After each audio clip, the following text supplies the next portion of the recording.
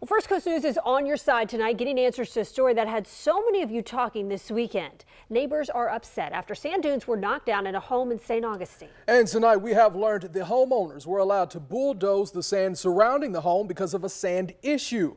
On your side's Jocelyn Howard joins us tonight with the details.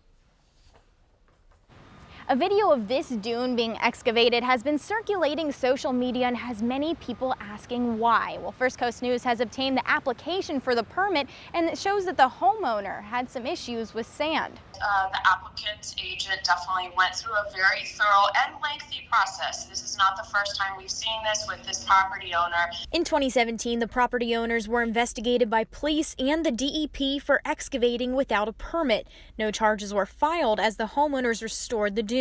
Just because you can doesn't mean you should. From a policy perspective, we should not be removing sand from our dune system to benefit one property owner.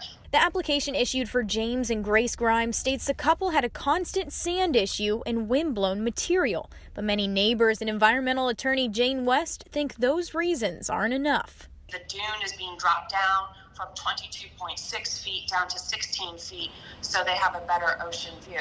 That, in my opinion, is not a justifiable reason to mess with $1.5 million of St. Johns County taxpayer money. The sand is part of the beach. It's why they moved there. Beach homeowner Dave Bradfield says wind and sand are a rite of passage, and he's worried others would like to do the same thing. In '99 and prior, we would be standing in the ocean. That staircase would go into the ocean. But thanks to a $15 million beach renourishment project, the beach has been saved over the years. These are taxpayer dollars that go towards beach nourishment projects, and they're expensive. The DEP told First Coast News vegetation is to be planted this week on the excavated dune. In St. Augustine Beach, Jocelyn Howard, First Coast News, on your side.